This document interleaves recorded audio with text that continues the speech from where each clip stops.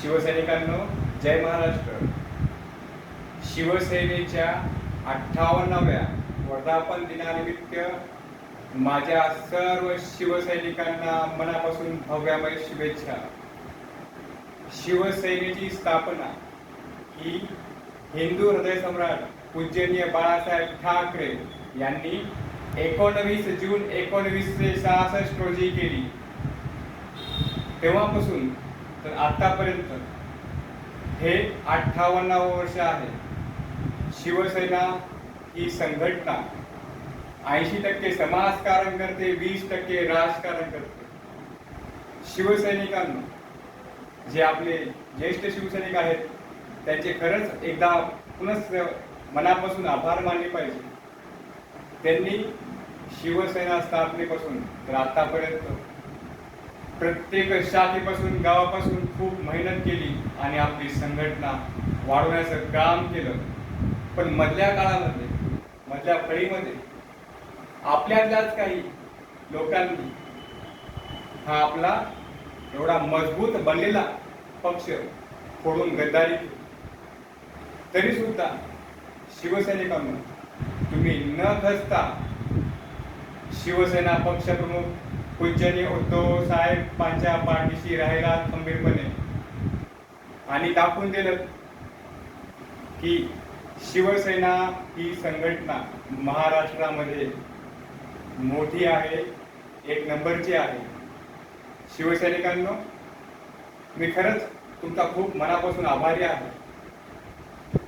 उद्धव साहेबांच्या प्रत्येक आदेशाचं पालन करून, अगदी जीवाचं रान करून तुम्ही या निवडणुकीमध्ये 9 खासदार निवडून दिले आहेत.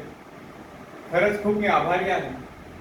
असंच येणाऱ्या काळामध्ये साहेबांनी दिलेल्या आदेशाप्रमाणे संपर्क प्रमुखांनी, जिल्हा प्रमुखांनी, सर्व शिवसेनेच्या, युवा सेनेच्या पदाधिकाऱ्यांनी विधानसभा निवडणुकीसाठी कामाला लागायचं आहे.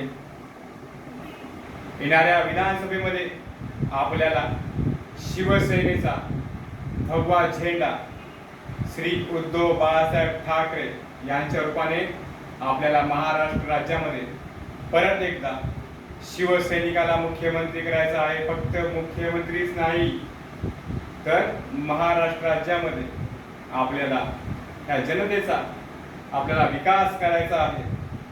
शिवसैनिकांनो, सर्वांनी कामाला लागा. उद्धव साहेबांनी सांगितल्याप्रमाणे आपल्याला काम करायचे आहे.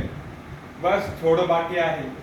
सर्वांना समजून जाईल की शिवसेना काय आहे. मेरे भारत के सभी शिवसैनिकों को इस शिवसेना वर्धापन दिन की बहुत बहुत सारी शुभकामनाएं. एक बार फिर से हम सबको एक मिल के फिर एक बार दिखाना है कि आने वाले समय में अपने को सबको एक होके शिवसेना का मुख्यमंत्री महाराष्ट्र में लाना है.